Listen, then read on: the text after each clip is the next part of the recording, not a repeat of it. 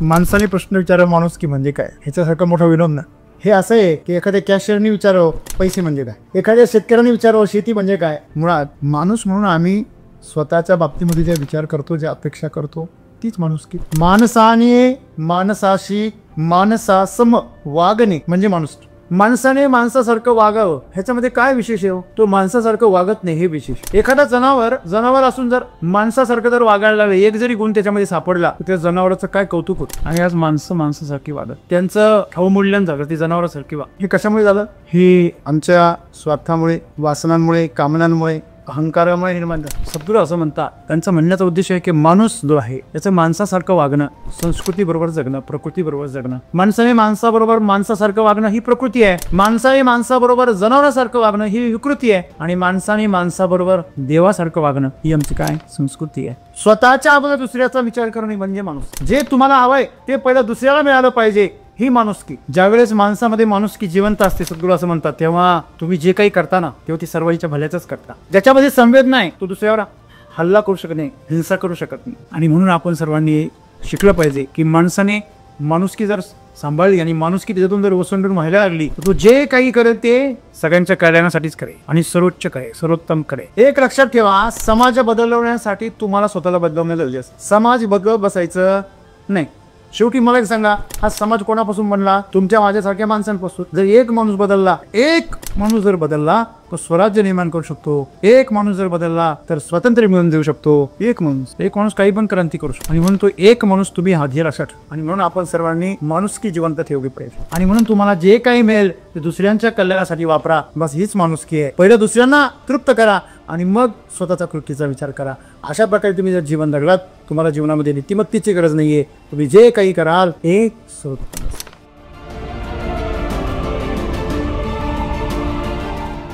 तर माझा प्रश्न हा आहे सर, माणुसकी तर आपण म्हणजे जर टिकवून ठेवण्यासाठी काय केलं पाहिजे? आणि जर आपल्या माणुसकी असते, जर आपण एखाद्यासाठी चांगल्या भावनेने काही काम केलं किंवा त्या माणुसकीने एकाला मदत केली तर काही वेळेस समोरील लोक की आपला माणुसकीचा फायदा घेत असतात किंवा आपल्या माणुसकीला ठेच पोचते आणि आपली जी माणुसकीची परिभाषा आहे ती करत बदलत जाते. तर आपण ती टिकवून ठेवण्यासाठी काय करू शकतो? सद्गुरू सांगतात, माणुसकी असेल तर तुम्ही हे करू शकता. माणुसकी आज आमच्यामध्ये आहे, पण ती फक्त आपल्याप्रती, दुसऱ्यांप्रती ती माणुसकी कशी द्या करू. कारण की कुठेतरी वाचले, सेवा परमधर्म. धर्म म्हणजे निस्वार्थ भावापासून केलेली सेवा, हाच मोठा धर्म आहे. आपल्याप्रती आहे पण दुसऱ्यांप्रती ती माणुसकी कशी द्या. तर माझा पहिला प्रश्न तर असा आहे की माणुसकी मरते का? कारण की आज आपण जर बघितलं, सिंदूर अटॅक झाला तिथं फक्त एका ठराविक समुदायालाच टार्गेट केलं गेलं. तसंच आपण बीडचं उदाहरण बघितलं, जे सरपंच होते देशमुख, त्यांची तिथं निर्गुण हत्या केली. म्हणजे अशी भरपूर सारे उदाहरणे, काही एखाद्याच व्यक्तीप्रती आपण माणुसकी विसरून जातो. असं का सर्वांना? समजा आता जेमध्ये जंगल तोड झाली तिथे भरपूर प्राणी मारले गेले, तर म्हणजे जी काही माणुसकी आहे ती ठराविक गोष्टींसाठीच का मरते? संपूर्ण एक मेली तर संपूर्णासाठी मेली पाहिजे किंवा मग नाही का मग सर्वांसाठी एकसारखी असली पाहिजे? सर, माझा प्रश्न असा आहे की खरंच माणुसकी जिवंत ठेवण्यासाठी नैतिकता किती गरजेची आहे? कारण आपल्या आतूनच जर ती गोष्ट नसेल, माणुसकीच नसेल, आणि तुम्ही बाहेरून किती पण नैतिकता सांगा किंवा शिकवा, तर ते ओरिजिनल किंवा नैसर्गिक जे आहे ते बाहेर येणार नाही आहे. नैतिकतेमुळे काही दिवसांसाठी ते टिकून राहू शकतं, पण ते संपू शकतं, त्याला मर्यादा नाही आहे. तर खरंच नैतिकता किती गरजेची आहे आणि आतून माणुसकी जिवंत करण्यासाठी काय केलं पाहिजे? सर्वप्रथम मला पहिला प्रश्न असा पडला की माणुसकी म्हणजे काय. दुसरं सर, ही कोण ठरवतं? म्हणजे माणुसकी अशी असली पाहिजे किंवा माणुसकी म्हणजे या गोष्टी करायला हव्या, हे कोण ठरवतं? आणि तिसरा सर प्रश्न असा आहे की ज्याच्याकडे सत्ता आहे तो जो दिशा ठरवेल तीच पूर्व दिशा मानली जाते सध्याच्या समाजामध्ये. मग तो जो नियम ठरवतो, त्या ज्या गोष्टी फॉलो करायला लावतो, त्याच गोष्टी फॉलो केल्या जातात खाली. मग तिथे नैतिक मूल्यांचा किंवा माणुसकीचा विचार कुठेही होत. तर मग अशा परिस्थितीमध्ये जे सत्ताधारी आहे किंवा जे हे जग चालवत आहेत रिॲलिटीमध्ये, जे 1% आहे, तर त्यांच्यासाठी माणुसकी हा पूर्णपणे वेगळा किंवा एक गेम म्हणून समजला जातो. तर मग अशा वेळेस हा समाज कसा पुढे जाऊ शकतो? मित्रो, माणसाने प्रश्न विचारावा माणुसकी म्हणजे काय, ह्याच्यासारखं मोठा विनोद ना. हे असं आहे की एखाद्या कॅशियरने विचारावं पैसे म्हणजे काय. हां, एखाद्या शेतकऱ्याने विचारावं शेती म्हणजे काय. एखाद्या माळ्याने विचारावं बाग म्हणजे काय? मुळात माणूस म्हणून आम्ही स्वतःच्या बाबतीमध्ये जे विचार करतो, जे अपेक्षा करतो, तीच माणुसकी. माणसाने माणसाशी माणसासम वागणे म्हणजे माणूस. बस संपलं. तुम्हाला काय वाटतं?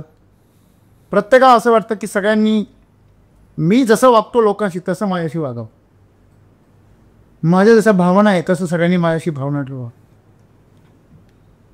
एक माणूस म्हणून सगळ्यांनी माझ्याबरोबर वागावं असं प्रत्येकाला वाटतं ना. मग प्रश्न कुठे राहतो? माणुसकी म्हणजे काय? मुळात माणूस होणं म्हणजे काय? माणसाची संवेदनशीलता, माणसांचा दुसऱ्याची प्रती असलेला जो काही आदर आहे, दुसऱ्याची काळजी आहे, ज्या पद्धतीने एक माणूस आपल्या परिवाराची काळजी घेतो तेवढ्या स्पष्टपणे, तेवढ्या संवेदनशीलतेने जनावरं घेत नाही. पाश्चात्य संस्कृतीमध्ये आजही पशुसारखं वर्तन आहे, पशुसारखी नीती आहे. तिथे शरीराचा भोग आणि मनाचा आनंद ह्याच्यावर जास्त भर दिला जातो. आई तरुण तर घे मजा करू, नाही तर जाशील मरू, अशी जी भावना आहे, अशी जी वृत्ती आहे, ती नीती पाश्चात्य देशांमध्ये अवलंबली जाते. आणि त्यांचा असं म्हणजे एकच जन्म आहे, त्याच्यामध्ये आहे तेवढं सगळं ह्याच जन्मात भोगून घ्या, परत केव्हा मिळणार आहे? भारतीय विचारसरणीमध्ये, संस्कृतीमध्ये अनेक जन्म मानले जातात. त्याच्यामुळे नाही या जन्मी झालं तर पुढच्या जन्मी, बरोबर ना. आणि म्हणून माणसं तिकडं वेगळी वागतात, तिकडं नीती वेगळी आहे, इकडं नीती वेगळी आहे. माणसाने माणसासारखं वागावं ह्याच्यामध्ये काय विशेष आहे? तो माणसासारखं वागत नाही हे विशेष. एखादा जनावर असून जर माणसासारखं जर वागायला लागलं, एक जरी गुण त्याच्यामध्ये सापडला तर त्या जनावराचं काय कौतुक होतं. आणि आज माणसासारखी वागत,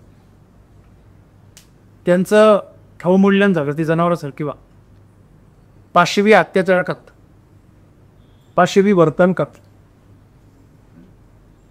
एक जनावर ज्या पद्धतीने खातं आणि माणूस ज्या पद्धतीने खातो त्याच्यामध्ये फरक आहे. दुसऱ्या जनावराला शिल्लक राहिलं की नाही राहिलं त्याला काय घेणं नाही, त्याचं पहिलं पोट भरणार. त्याची प्रकृती काय? सर्वायवल, म्हणजे काय? मी जगू आहे. हल्लीच्या काळामध्ये जनावरांमध्ये ही भावना दिसते की दुसऱ्याला वाचवण्यासाठी स्वतःचा जीव धोक्यात घालतात, पण माणसांमध्ये स्वतःला वाचवण्यासाठी दुसऱ्यांचे मुंडे पिळगाव. म्हणून माणुसकीचा प्रश्न निर्माण झाला. माणूस माणसासारखा वागत नाही.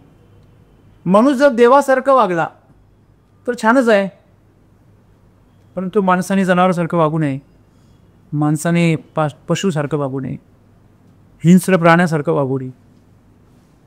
एक वेळेस तो जनावरासारखं वागला ते पण चालेल, पण तो जर हिंस्र प्राण्यासारखा वागायला लागला तर मग भयंकर. ज्या मालकाने आपल्याला खाऊ घातलं, जनावर त्याच्यावर सुद्धा हल्ला करताना 4 वेळा विचार करतं. तो माणूस ज्याने लहानाचं मोठं केलं, ज्याने पालन पोषण केलं, ज्याने बोट धरून चालायला शिकवलं, ज्याने बोलायला शिकवलं, ज्याने समाजामध्ये उभं राहायला शिकवलं, ज्याने आत्मविश्वास दिला, माणूस त्याच्या विरुद्धच गद्दारी करतो ना. छोट्याशा स्वार्थासाठी, पैशासाठी, प्रतिष्ठेसाठी, पदासाठी, अहंकारासाठी, वासनेच्या आणि कामनेच्या तो एवढा आहारी जातो, एवढा तो आंधळा होतो की शेख चिल्लीसारखा ज्या फांदीवर आधार घेऊन उभा आहे तिलाच तोडतो. समस्या ही आहे की आज माणूस माणसासारखा वागत नाही माणसाबरोबर, म्हणून आज माणुसकीचा विचार करण्याची गरज पडली. माणूस आहात तर माणुसकी त्याचा गुणधर्म आहे. एखादं फूल आहे गुलाबाचं आणि त्याच्यातून धोत्र्याचा वास यायला लागला तर धोत्रा माहिती आहे. तुम्ही हे विचार केला पाहिजे, तुम्ही हातामध्ये साखर घेतलेली आहे आणि ती खारट लागते, काहीतरी धोका आहे, तुमच्याबरोबर धोका झालेला आहे. आज माणूस नावाचा प्राणी समृद्ध झाला जोपर्यंत तो व्यक्त होत नाही तोपर्यंत ती नेमकी कोण आहे हे कळत नाही. तुम्हाला काल मी एक गोष्ट सांगायला विसरलो. ती जी रशियन तरुणी होती जी गोव्यामध्ये सापडली, तिला एक प्रश्न विचारला, तू हे सगळं माणसांचा सहवास, एवढी सगळी माणसांची गर्दी, रहिवास, हा सगळा सोडून तू जंगलामध्ये गुहेत का बरं, तुला साप आणि विंचूंची भीती वाटत नाही? तिने त्याच्यावर उत्तर दिलं, ते अतिशय मार्मिक आहे. तिने असं उत्तर दिलं, साप आणि विंचूपेक्षा माणसं जास्त जहरी आहे, जास्त विषारी माणसं. माणसांचा दर्जा विषारी सापापेक्षाही खालावा. माणसाला आठवण करून देण्याची गरज पडते की अरे बाबा, अरे तू माणूस आहेस. हां, हे कशामुळे झालं? हे आमच्या स्वार्थामुळे, वासनांमुळे, कामनांमुळे, अहंकारामुळे निर्माण झालं. मी मोठा की तू मोठा. तुम्हाला आश्चर्य वाटेल, परंतु जेव्हा माणसं समृद्ध नव्हती, खाऊन पिऊन सुखी होती, एकमेकावर अवलंबून होती, जेव्हा माणसं एकमेकावर अवलंबून होती तेव्हा त्यांच्यामध्ये माणुसकी होती. जसजशी माणसं मूलभूत गरजांच्या बाबतीमध्ये स्वावलंबी होत आली तसं तसं माणसामधला राक्षस जागा व्हायला लागला. बघा, एखाद्याला फार गरज असली, गरजवंत असतो ना, तो फार नमून खातो. हां, आहे की नाही? त्याची गरज संपू द्या फक्त. हां, तो तंगलीवर केल्याशिवाय राहत, तो उलटल्याशिवाय राहत नाही. ही प्रवृत्ती का निर्माण झाली? कारण कमीपणाची भावना त्याच्यामध्ये विषारीपणा निर्माण करते. आजच्या काळामध्ये प्रत्येकाला अहंकारी जगायचं, प्रत्येकाला स्वातंत्र्य मिळालं पाहिजे. तो जेव्हा इतरांना स्वतंत्र पाहतो, जेव्हा इतरांना तो समृद्ध पाहतो, तेव्हा त्याला स्वतःच्या दारिद्र्याची, स्वतःच्या कमकुवतपणाची कीव येते, त्याला चिव येते. ज्याप्रमाणे आपण असं म्हणतो की आपल्या शेजारी जर मोठी रेष असेल तर आपण आपली रेष मोठी करण्याचा प्रयत्न केला पाहिजे, आपण त्याच्याऐवजी त्याची रेष खोडायचा प्रयत्न. आपली सगळी ताकद आपण आपली रेष मोठी करण्याच्या ऐवजी त्याची रेष कशी खोडता येईल ह्याचा विचार कर. गेल्या काही दशकांमध्ये, 30, 40, 50 वर्षांमध्ये जो पळणारा आहे त्याच्यापेक्षा आपण जास्त वेगाने कसं पळू शकू ह्याचा विचार करण्यापेक्षा त्याच्या पायामध्ये तंगडी घालून त्याला खाली कसा आडवा करता येईल ह्याचा विचार जास्त केला जातो. जो पुढे जाणार आहे त्याला मागे कसं खेचता येईल. कारण आमच्या डोक्यामध्ये लहानपणापासून स्पर्धा भरली गेली, आमच्या डोक्यामध्ये भौतिक जगाचं महत्त्व भरलं गेलं. आंतरिक सुखाच्या बाबतीमध्ये आमच्याकडे काही भांडवलच नाही आहे. आणि म्हणून लहानपणापासून आमच्यावर एकच बिंबवलं गेलं आहे, पैसा मारो परमेश्वरी, प्रतिष्ठा, पद, प्रभाव. पण त्या रुबाबात आणि त्या पदावर असलेला आणि त्या पैशावर आता बसेला जो आहे आजा, तो तरी सुखी आहे का ह्याचा विचार आणि मी करत. आणि म्हणून माणूस म्हणून आम्हाला जो जन्म मिळाला, खरं तर माणसाला नैतिकतेची काहीच गरज नाही आहे, त्याला माणुसकीची गरज आहे, माणूस होण्याची गरज आहे. काय होतं असतून काय झालं असू, माणसं गरीब असली की नमून खातात आणि थोडीशी मोठी झाली की मगरूर बनतात, नासधूस करतात. ज्यांना एक वेळचं अन्न मिळत नव्हतं अशी माणसं अर्ध ताटावरचं अन्न शिल्लक ठेवून हॉटेलच्या वेटरच्या तोंडावर मारून निघून जा आणि पुढच्या जन्मी परत भिकारी हो. कदाचित या जन्मी जग गतिमान झालंय ना, तर पूर्वी आजोबांनी केलं कारण आपल्याला खेळायला लागायचं. नंतरच्या काळामध्ये थोडं जग फास्ट झालं, मग बापाने केलं का पोराला फिरावं. आता जग एवढं फास्ट झालं, सुपर फास्ट. 1Gवरून आले, आता 5Gवर आले. आता स्वतःच करायचं, स्वतःच फेडायचं. आता काही दिवसांनी 8G येणार आहे. 8G आल्यावर सकाळी करायचं आणि संध्याकाळी फेडायचं. आणि जेव्हा 10G येईल तेव्हा आता करायचं, लगेच फेडायचं. मित्रांनो, जेव्हा तुमच्याजवळ एखादा तरुण मुलगा बाईकवर स्टंट करत जेव्हा तो रस्त्याने फास्ट वेगाने पुढे जातो, तेव्हा काही दिवसांनी असं कळतं आपल्याला पेपरमध्ये, हे पोचरेवर सगळ्यात अगोदर, सगळ्यांच्या शेवटी आणि सगळ्यात अगोदर पोचले. कुठे पोचायला पाहिजे होते? ते आयुष्याचा अर्धवट सोडून, प्रवास सोडून स्वर्गात पोहोचले. हे रेस त्यांना एवढी फास्ट करायची होती. आपण वेगाने मृत्यूकडे चाललोय की जीवनाकडे चाललोय हे तर कळायला पाहिजे ना आपल्याला. म्हणून आपण जीवनामध्ये आपण एक लक्षात ठेवलं, ज्या वेळेस तुम्ही शिडीवरती चढत जाता ना त्यावेळेस तुम्ही ज्या ज्या लोकांना भेटता की नाही, ज्यावेळेस शिडीने आपण वरती चढत जातो तेव्हा आपण ज्या लोकांना भेटतो त्या लोकांबरोबर चांगले संबंध ठेवा. कारण जेव्हा तुम्ही शिडीला करत खाली उतरत याल ना तेव्हा तीच लोक तुम्हाला भेटणार आहे. तेव्हा जास्त माच करू नका. यशाच्या शिखराकडे जाणारी जी शिडी आहे त्या शिडीवर जी लोक तुम्हाला आधार धरून बसलेली आहेत ती माणसं जेव्हा तुम्ही यशाच्या शिडीवरून घसरून खाली पडाल, जेव्हा माघारी परत या तेव्हा त्याच माणसांचा सामना तुम्हाला परत करावा लागणार. तुम्ही जर माणुसकीने जगणारे असाल तर तुमचं स्वागत होईल. आणि तुम्ही जर माणुसकी सोडलेली असेल तर जेव्हा तुम्ही परत याल तेव्हा तुमचं तोडकाळ केलं जाईल. तुमचे हातपाय ओढले जातील, तुमच्यावर थुंकलं जाईल. हाच नरक आहे ना, दुसरं काय नरक आहे. म्हणजे यशाच्या शिखराकडे जाताना तुम्ही माणुसकीची पेरणी केली पाहिजे. बरोबर आहे ना. माणसांना माज येतो आणि माणसं घमंडी बनता, क्रूर बनता, हिंसक बनता. का बरं बनता? कारण अहंकार आहे, अज्ञानपण आहे. कोणीतरी मगाशी म्हटलं की माणसांना माणुसकीची काय गरज आहे किंवा ती कशी निर्माण करावी. तुम्ही हे विचारताय गुलाबाच्या झाडाला गुलाबाची फुलं कशी आणावी.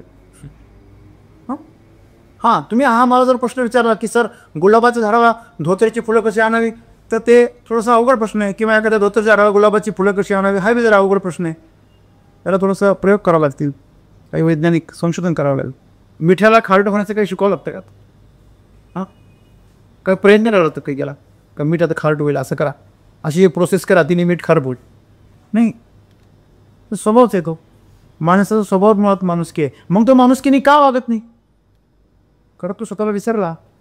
शाळेमध्ये कधी कधी शिक्षक पोरांना आठवण करून देता, अरे बाळा तू विद्यार्थी आहे, अजून लय हवेत उडू नको. हां, अजून तुझे वार्षिकचे मार्क आहे आमच्या हातामध्ये. मग तू जरा ढगातून खाली येतो. तू पुढची बरोबर आहे तुमचं.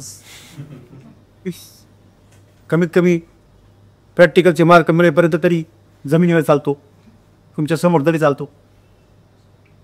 म्हणजे आपण स्वतःला ओळखतच नाही, ही समस्या. मग ते सांसारिक जीवनामध्ये असेल किंवा एखादा इन्स्पेक्टर घरी गेला का तिथे बी इन्स्पेक्टर सारखा बघ, बायको एका मिनिटात त्याला जमिनीवर आण. तिथे पोराचा डायपर झाला, हां ते तुमचं दांडकं खाली ठेवा. काय हे पोरं रडतंय पा, त्याला घोडावळा खेळायचे, त्याचा घोडावळा खेळ. म्हणजे सांगण्याची तात्पर्य काय आहे की अहंकार आहे, आम्ही नको त्या भूमिकेमध्ये अडकून बसतो. बरोबर आहे ना.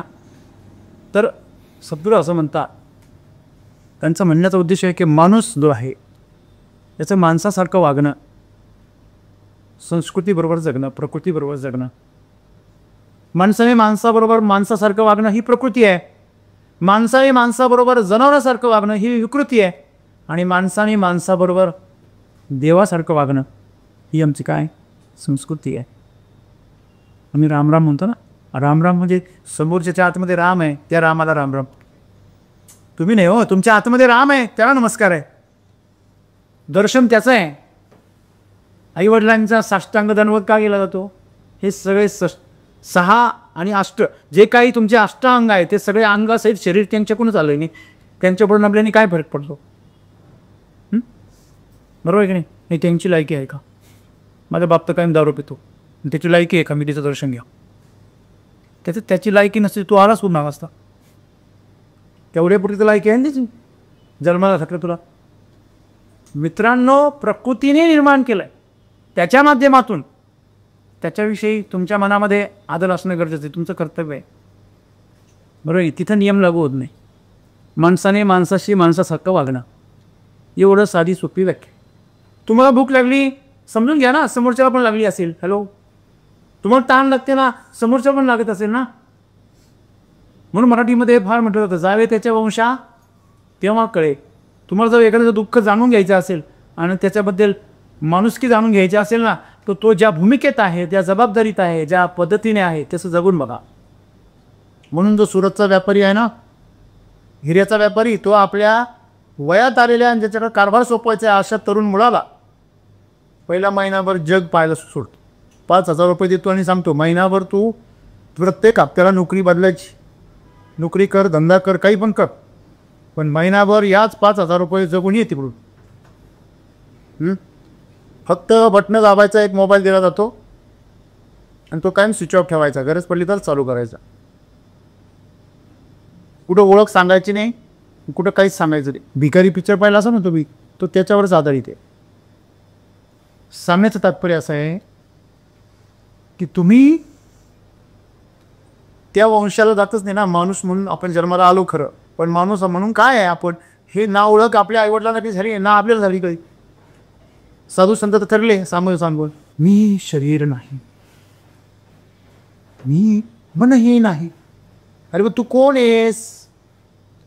मी रामभाऊ आहे. कसला रामभाऊ? हां, मेल्यावर तुझं तर प्रेत पडलेलं असतं खाली, त्याला का बरं रामभाऊ म्हणत नाही? हां, काय बरोबर आहे ना. म्हणजे ज्याला तुम्ही नाव देता ते तुम्ही नाही आहे. तुम्ही कोण आहात? तुम्ही एक मनुष्य आहात, बरोबर की नाही. मनुष्य ही या पृथ्वी तलावरची सर्वात श्रेष्ठ अशा प्रकारची प्रजाती आहे. असा प्राणी आहे जो सर्वोच्च शिखरावर पोहोचलेला आहे. आणि म्हणून या प्रकृतीने या पूर्ण सृष्टीची धुरा ही या मानवाच्या हातात दिलेली. बघा, सगळे प्राण्यांना सांभाळणं, त्यांचं पालनपोषण करणं, त्यांची व्यवस्था करणं ही जबाबदारीने अधिकार प्रदान दिले ईश्वराने, प्रदान दिले माणसाला दिले. आणि माणूस त्याचं फक्त काय करतोय? दोहन करतोय, शोषण करतोय. गाईचं फक्त दूध काढायचं ना, हाडं उघडे का पण तिकडं. हां, वरून म्हणायचं गुची पडलेला. आधी रक्त कोण पेला? सगळ्यात मोठा गोचीर कोण आहे? तो आहे दूध काढणारा. तो फक्त लाल रक्त पितो, तो सफेद रक्त पितो. गोचीर एवढं काय किती रक्त पित असेल बरं. पण हा गोचीर दूध वाढावं म्हणून कुठल्या कुठल्या पावडरी, दूध यावं म्हणून कुठले इंजेक्शनं, काय काय. त्याला गाईची तब्येत सुधारून दूध नको आहे. तिकडं गायची तब्येत कशी पण असू दे, मला दूध मिळालं पाहिजे, ती बी कमी खर्चात. हा गोचीर नाही मग काय? काय शोषण करणारा प्राणी आहे ना. हां, मला दूध कमी मिळायचं चालेल, पण माझी गाय चमकायला पाहिजे, ती हमरायला नको, ती शांत असली पाहिजे, ती आनंदी असली पाहिजे. माझ्या घरची गाय, माझ्या गोठ्यातली गाय ही तृप्त असली पाहिजे. असा विचार करणारे शेतकरी किती आहे? तो खरा शेतकरी आहे, तो गवळी आहे. बाकी सगळे गोचिडच आहे ना. गवळी कशाला म्हणायचं? जो गाईला आईसारखं लेकरासारखं सांभाळ. मला नाही मिळत चालेल, पण पहिलं माझ्या गाईला दे रे बाबा, मी उपाशीर आहे, मी कुठूनही जाऊन माझी व्यवस्था करेन, तिला माझ्याशिवाय कोणीच नाही आहे. म्हणजे ही जी भावना आहे हिलाच माणुसकी म्हणतात. दुसरं काय? स्वतःच्या अगोदर दुसऱ्याचा विचार करणे म्हणजे माणुसकी. जे तुम्हाला हवं आहे ते पहिलं दुसऱ्याला मिळालं पाहिजे, ही माणुसकी. नाहीतर काही काही एवढे विकृत प्रकारची माणसं असतात, ते वरदान मागताना सुद्धा दुसऱ्याचं वाटलंच मागतं. म्हणजे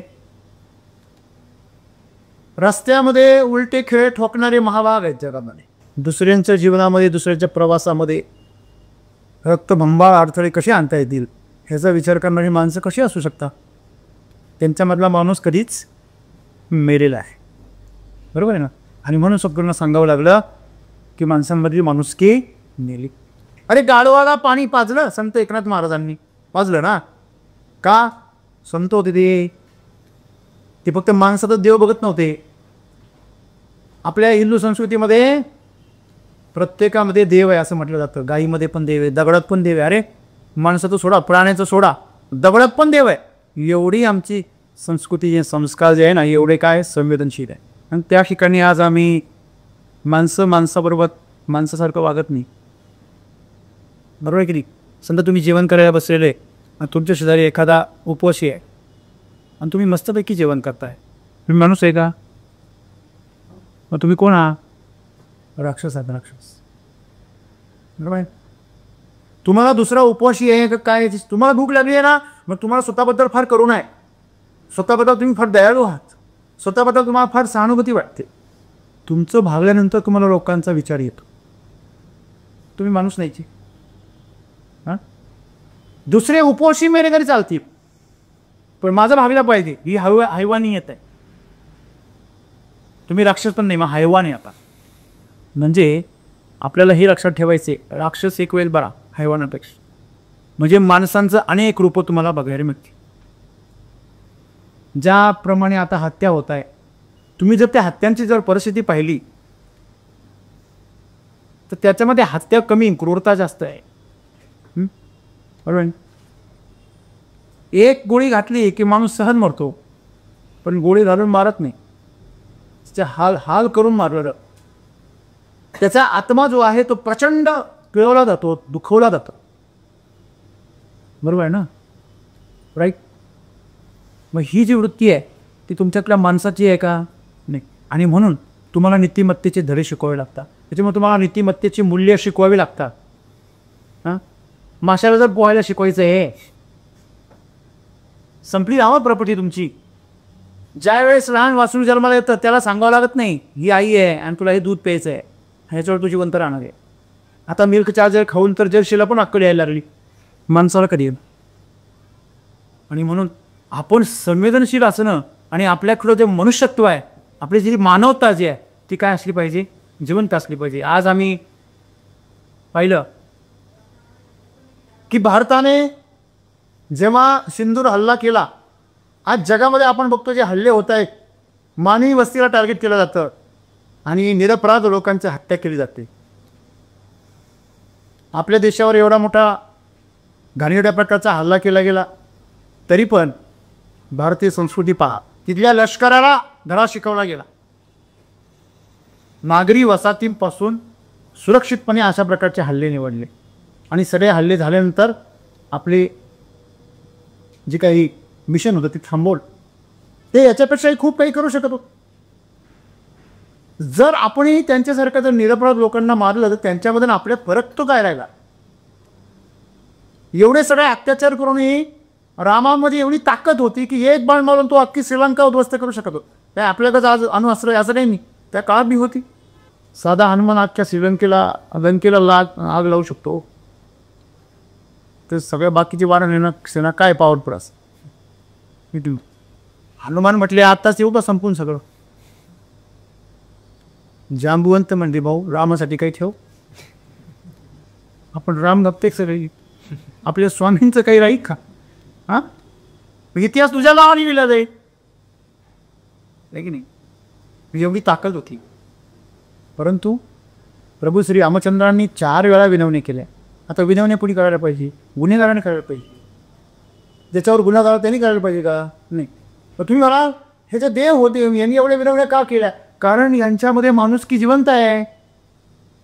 कारण यांना निरपराध माणसांचा, रावणाचा गुन्हा आहे, तिथल्या बाकीच्या जनतेचा, तिथल्या राक्षसांचा काय गुन्हा आहे? जी अशोक वाटिका होती त्या अशोक वाटिकेमध्ये माता सीतेच्या सेवेमध्ये जी राक्षसीन होती ती सुद्धा सात्विक होती. ज्या रावणाने तिला पळून आणलं होतं त्या रावणाची स्वतःची बायको मंदोदरी प्रभू श्री रामचंद्रांची भक्त होती. त्याचा सक्का भाऊ विभीषण प्रभू श्री रामचंद्रांचा भक्त हो, सेवक होता. आता गद्दार कोणाला म्हणायचं? विभीषणाला म्हणायचं का रावणाला म्हणायचं? तुम्ही जर रावणाच्या पक्षातले असाल तर तुम्ही विभीषणाला गद्दारच म्हणणार. आणि तुम्ही जर रामाच्या म्हणजे सत्याच्या मार्गाचे असाल तर तुम्ही विभीषणाला काय म्हणाल? तो खऱ्या अर्थाने लंकावासियांचा उद्धारक हो. आला प्रश्न? तो होता म्हणून त्यांचं अस्तित्व काय राहिलं? शिल्लक आहे. त्याला असं. आणि म्हणून माणुसकीमुळेच ही युद्ध एवढी मोठ्या प्रमाणामध्ये झाली. स्वतः भगवान श्रीकृष्ण असताना एवढं सगळं युद्ध करण्याची काय गरज होती? त्या काळामध्ये नियम होते, माणुसकी होती. म्हणून संध्याकाळी दिवस मावळला रे मावळला की कीर्तन शांत व्हायचं. अश्वत्थामाने त्याच्यामध्ये पण काय केला? अधर्म केला. आणि झोपेत असताना त्या पांडवांची मुलं काय केली? मारली. त्याला शाप भेटला, तुझ्या कपाळाची जखम ही अनंत काळासाठी अशीच राहील आणि तू तसाच भरकटत राहशील, तुला मृत्यूच येणार नाही. आलं लक्षामध्ये? आणि म्हणून आपण एक लक्षात ठेवलं पाहिजे, नैतिकता जी आहे, नीतिमूल्य जी आहे ती शिकवावी लागताय. ती कवडी मोराची, काही कामाची. श्रमप्रतिष्ठा, श्रमप्रतिष्ठा असं म्हणून म्हणून श्रमाची प्रतिष्ठा निर्माण नाही होत. त्याला आतून काम करण्याची तेवढी तळमळ पाहिजे. तुम्हाला कळलं पाहिजे, मी फुकटचं घेणार नाही, ही खरी मानवता आहे. मी माझ्या वाट्याचा, माझ्या हिस्स्याचं कर्म केल्याशिवाय मी फळाला हात लावणार नाही. मी फुकटचं खाणार नाही, मी फुकटचं घेणार नाही, माझ्या मेहनतीचं मी. अशी जर वृत्ती निर्माण झाली सगळ्यांमध्ये, तुम्हाला काय वाटतं? भ्रष्टाचार होईल का? आता नीतिमूल्य जेवढ्या मोठ्या प्रमाणामध्ये आहे, जेव्हापासून नैतिक मूल्य शिकवली जात आहे तेव्हापासून तर अनिती जास्त वाढली. मुळात सद्गुरू असं म्हणता की माणुसकी जर अशा त्याच्यामध्ये जर निर्माण झाली तर तुम्हाला नीतिमूल्यांची काहीच गरज. नीतिमूल्यांची गरज तिथे पडते जेव्हा काय माणुसकी पायदळी तुडवली जाते. माणूस हेच विचारला की मी कोण आहे? हां, माणूस. अरे माणसा माणसा, कधी होशील माणूस? हां, कधी होशील माणूस? मग सध्या काय? काही नाही, 2 पायावर उभा, एवढं 4 पायावरून 2 पायावर आला ना, आहे की नाही? आणि मग कधी कुत्रं मग उभं राहतं असं 2 पायावर चालून दाखवत असं माणसाचा, म्हणून ते माणूस उलटा. चिंपांजी, गोरिला ते पण 2 पायावर चालतात. त्यांचा मेंदू तर माणसाच्या मेंदूपेक्षा फक्त 1.9% 6% एवढाच फरक आहे फक्त. तसं एकदम 98 समथिंग एवढ्या प्रकारे तो माणसाच्या मेंदूच्या जवळ आहे. तेवढा फरक आहे त्याच्यामध्ये. म्हणून तो जागला ते ना, आपण सिमेंटच्या जागला. कोण चांगल्या जगाला तिथे संशोधनाचा बा. बरोबर आहे मित्रांनो? ज्यावेळेस माणसामध्ये माणुसकी जिवंत असते, सद्गुरू असं म्हणतात, तेव्हा तुम्ही जे काही करता ना तेव्हा ती सर्वांच्या भल्याचंच करता. हां, ज्याच्यामध्ये संवेद नाही तो दुसऱ्यावर हल्ला करू शकत नाही, हिंसा करू शकत नाही. तो अति आवश्यक असल्याशिवाय कोणावर हल्ला करत नाही, तेही कोणाला तरी वाचवण्यासाठी, सत्याचा मार्ग अवलंबण्यासाठी, संरक्षणासाठी. त्याला सात्विक संताप असं कळत नाही. दुसऱ्याच्यासाठी आलेला संताप हा सात्विक संताप असतो. स्वतःसाठी आलेला संताप हा पाशवी असतो, राक्षसी असतो. आणि म्हणून तामसी संताप आम्हाला जो येतो त्याच्यामुळे आमच्यातली माणुसकी नष्ट होते. स्वार्थ आमच्यामधला जेव्हा प्रबळ होतो तेव्हा आमच्यातली माणुसकी संपते. जेव्हा आमच्यामध्ये वासना आमच्या डोक्यामध्ये घुसते, असं म्हणतात की पैसा खिशामध्ये चांगला, डोक्यात दुसरं काही खरं नाही दिस. आणि म्हणून आपण हे लक्षात ठेवलं पाहिजे की जीवनामध्ये आज सगळीकडे जर पाहिलं तर पैसा सगळ्यात महत्त्वाचा आहे. पैसा आणि सेक्स ह्या 2 गोष्टी एवढ्या पॉवरफुल झालेल्या आहे की जाहिरातींपासून, जगण्याचं केंद्रापासून, आनंदाची व्याख्या असो, सुखाची व्याख्या असो, सगळं तिथं एकवट केलं आहे. भूक कुठं असली पाहिजे? तुमच्या पोटात असली पाहिजे. तिथे डोक्यात दुसरी तर हां, मग कुठे बटाटवडा दिसतो, कुठे पाववडा दिसतो, कुठे लवंगी मिरची दिसते. हां, असं वाटतं घरावर उकडावून खाऊ. ती जाहिरात फार सुंदर बनवली बघा.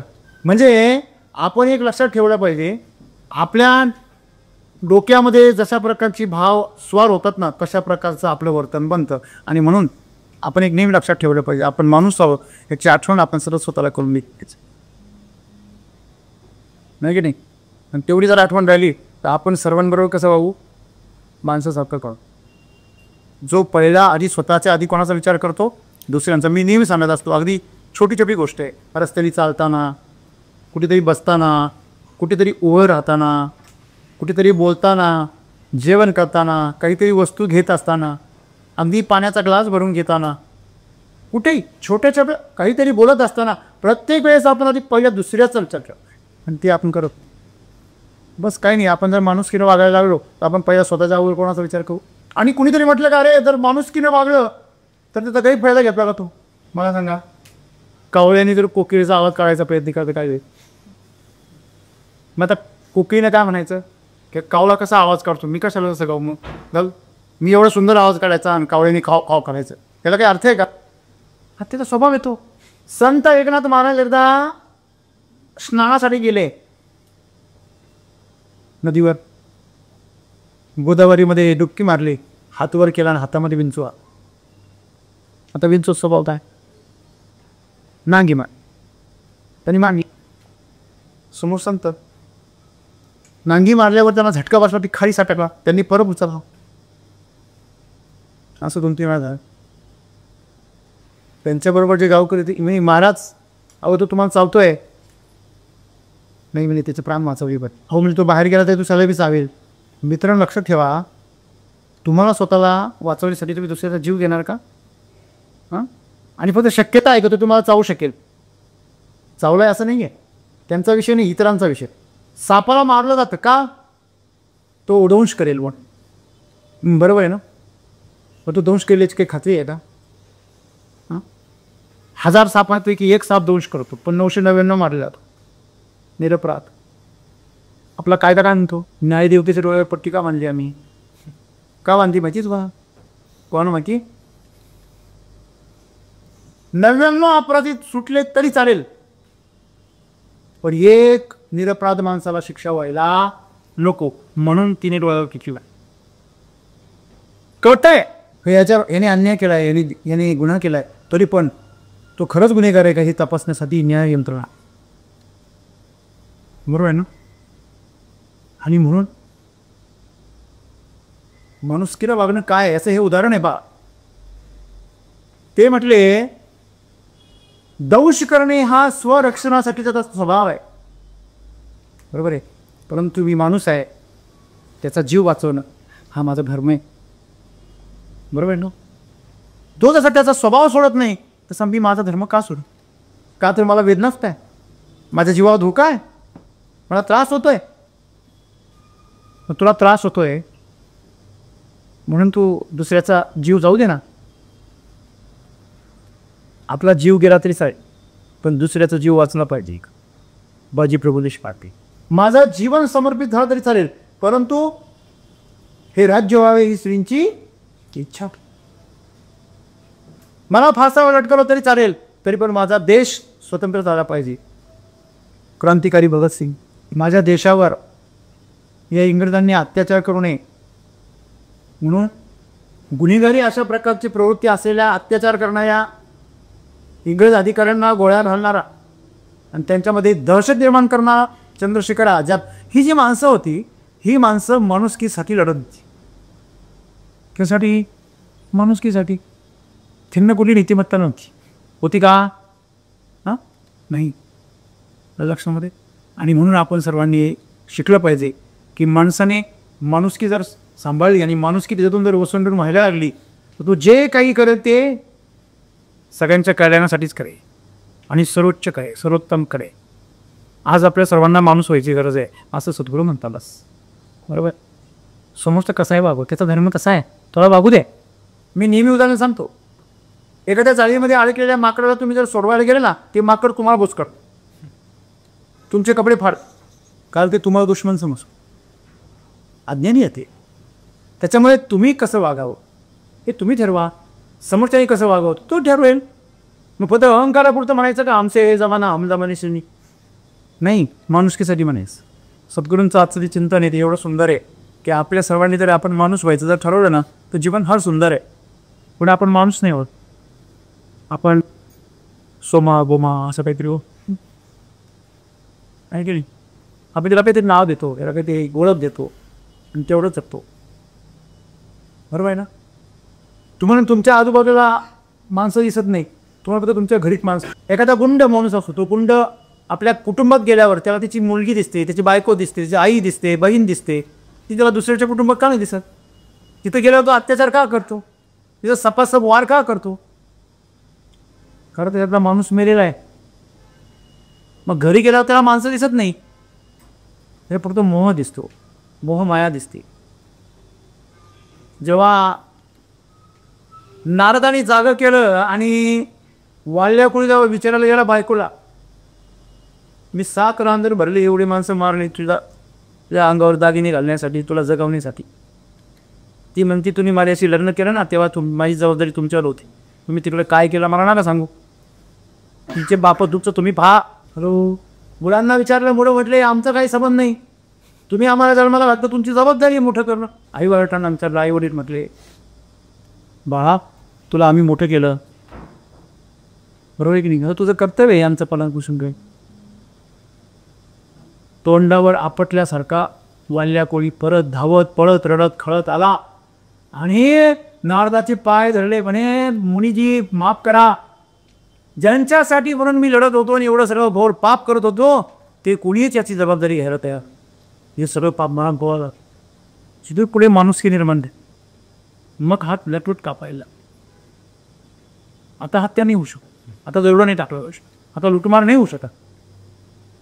तर साक्षात वाल्मिक ऋषी म्हणून ती पुढे उद्या आला. एवढं मोठं रूपांतरण जाणीव निर्माण झाली, मी माणूस आहे. हॅलो, कळलं का? आणि म्हणून आपण सर्वांनी जर आपल्यामध्ये अशी जर जाणीव निर्माण केली, आपलं कसं आहे माहिती का, आपण धड फार पेतार बी नाही आणि फार सज्जन बी नाही.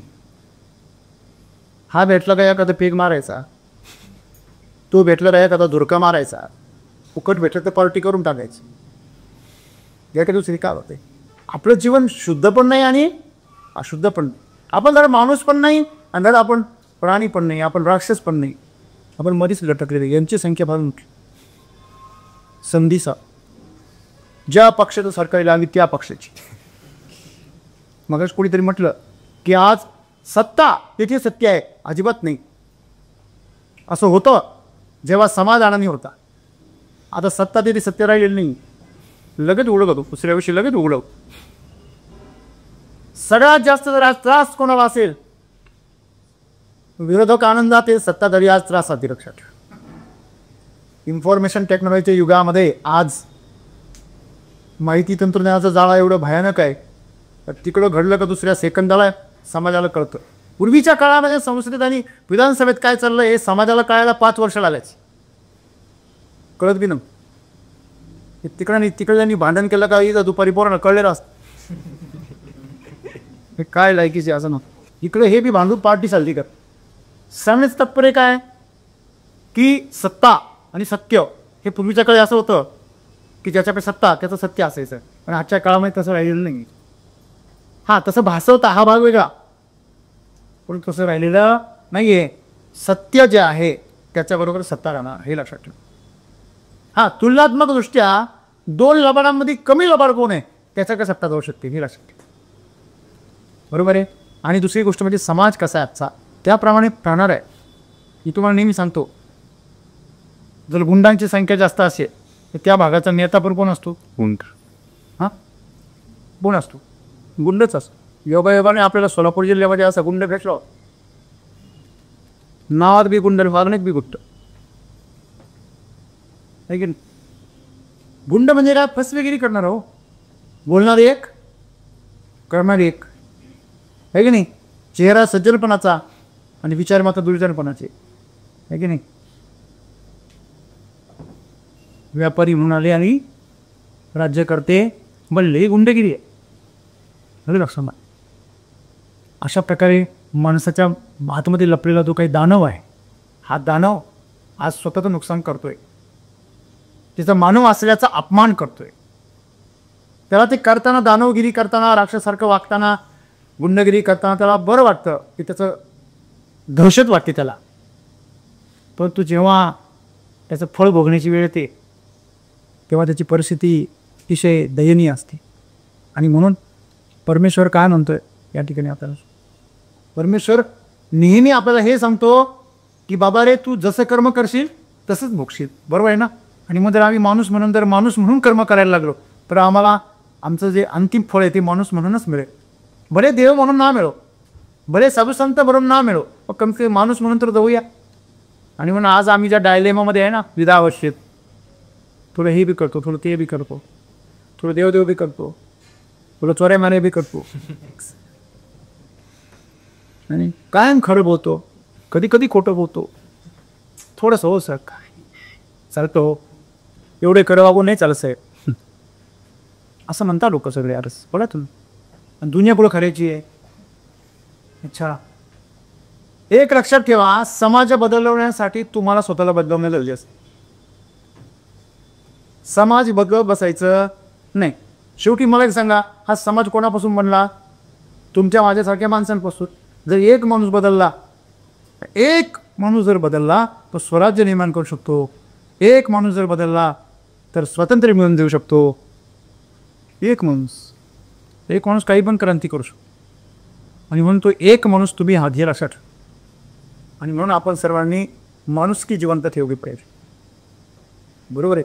माणुसकी जिवंत ठेवणे म्हणजे काय? स्वतःच्या अगोदर दुसऱ्याचा विचार केला पाहिजे. तुम्हाला जे हवं आहे ते पहिलं कोणाला मिळू दिलं पाहिजे? दुसऱ्याला मिळावं ही भावना पाहिजे. आपण सोबत राहतो ना, तर आपल्याला सारखं मिळालं पाहिजे. कष्ट कोणाचे किती पण असू दे, सगळ्यांना सारखं मिळालं पाहिजे. सगळ्यांना सारखा विकास करता आला पाहिजे. सगळ्यांना सारखी संधी मिळाली पाहिजे. मग त्याच्यामध्ये काही बिघडणार पण, बरोबर आहे ना? म्हणजे बिघडणार ते त्याच्या त्या अवस्थेला पोहोचणार. आपल्याला त्यांची किवी यायला पाहिजे, राग नाही यायला पाहिजे. जेव्हा कोणी खोटं वागतो, लबाड्या करतो, विश्वासघात करतो, जेव्हा आपल्याकडनं शिक्षण घेतो तिकडे दुसराच काहीतरी वेगळाच त्या विद्येचा वेगळा वापर करतो, तेव्हा त्याचा राग नाही, त्याची किवी येते. कुठल्या गतीला राहणार आहे? मला सांगा, मी एक पॉवरफुल इंजिन हातामध्ये दिलं, एक पॉवरफुल वाहन हातामध्ये दिलं, आणि तुम्हाला ते प्रगतीच्या दिशेने जाण्यासाठी दिलं. ताकद भरपूर आहे त्याच्यामध्ये, किती पण चढ येऊ द्या, तुम्ही वेगाने जाणार त्याच्यामध्ये. जे प्रशिक्षण असेल, ज्ञान असेल, ताकद असेल, अनुभव असेल, ओळख असेल, प्रसिद्धी असेल, ते तुम्हाला मिळालं. तुम्ही त्याच्या माध्यमातून जर तुम्ही उन्नती साधायचा प्रयत्न केला तर साधू शकता का नाही? सहज. पण त्याचा वापर करून तुम्ही जर अधोगतीला जर निघाला तर ज्या गतीने तुम्ही प्रगतीकडे जाणार होता ना, त्याच्या 5 पट गतीने तुम्ही पुढे जाणार अधोगतीला. खरं ते तुम्ही ताकद आहे. मग काहींना असं वाटतं हे काय फरक पडला आहे की नाही? सरांनी एवढं चांगलं शिकवलं, चांगलं ज्ञान दिलं, आणि ही माणसं त्याचा वापर करून लोक पैसे कमवत आहे, कोणी ह्या मार्गाला लागले, त्या मार्गाला लागले. तुम्हाला थोडे दिवस त्यांची खूप प्रगती दिसेल आणि खूप वेगाने दिसेल, पण ती कोणत्या दिशेला आहे? अधोगतीला आहे. पण तुम्हाला कधी कळेल? मला सांगा, जोपर्यंत समजा एखाद्या विमानातून एखादा माणूस खाली पडला तर तो जमिनीला स्पर्श करेपर्यंत तो हवेत असतो ना, जिवंत पण असतो आणि एकदम मस्त मौज मजेत असतो. जेव्हा आपटतो तेव्हा तो खाली येतो आणि जीव वर जातो. बरोबर आहे ना? पण आपटेपर्यंत तो हवेत उडताना दिसतो ना, लोकांना तो हवेत उडताना दिसतो. कसं आहे? अधोगतीला जाणारा माणूस जोपर्यंत त्याच्या अंगी परिणामापर्यंत पोहोचत नाही तोपर्यंत आपल्याला वाटतं नाही तो बरोबर आहे. राईट? लक्षामध्ये तेव्हा आपण सर्वांनी लक्षात ठेवा की आपण आपल्या जीवनामध्ये स्वतः माणुसकीने जगलं पाहिजे. कोण माणुसकी जगू, माणुसकी सोडून जगतोय आणि कोणाची काय मजा आहे हे आपण बघायचं नाही. रावण मरेपर्यंत मजेतच होता. हॅलो, सिंहासनावर आवड होता, देवी देवतांना बंदी करून बसलेला होता, या जगातलं सर्व सुख त्याच्याजवळ होतं, कुबेर त्याच्याजवळ होता, त्याच्याजवळ विश्वकर्मा होता, सोन्यानी बनवून विकली समजा त्यांनी, पण सगळं घेत व त्याचं नव्हतं त्याला. बरोबर आहे की नाही? असं आहे. तुम्ही देवाची बायको पण पाहून आणा, पाहून आणा काय हरं ते, पण ती टिकवल किती दिवस? हा बरं, हां आहे की नाही? जेव्हा ती जाईल ना, तुमचं होतं लावतं ते सर्व घेऊन जाईल. कळलं का तुम्हाला? ती एकटी नाही जाणार जाता. त्याच्यामुळे लक्ष्मी आपल्याला आणि याला घाबरावं माणसं. हॅलो, काय करावं? घाबरलं पाहिजे. सरस्वती आली तरी घाबरलं पाहिजे. हे मी सांभाळू शकेल का? मी माझी पात्रता तयार केली पाहिजे, तिचं माझ्यावर डाऊट खाला पाहिजे. कळलं ना?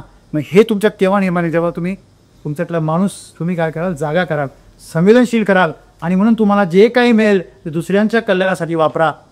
बस हीच माणुसकी आहे. पहिलं दुसऱ्यांना तृप्त करा आणि मग स्वतःचा कृतीचा विचार करा. अशा प्रकारे तुम्ही जर जीवन जगलात, तुम्हाला जीवनामध्ये नीतिमत्तेची गरज नाही आहे. तुम्ही जे काही कराल एक स्वरूप. धन्यवाद.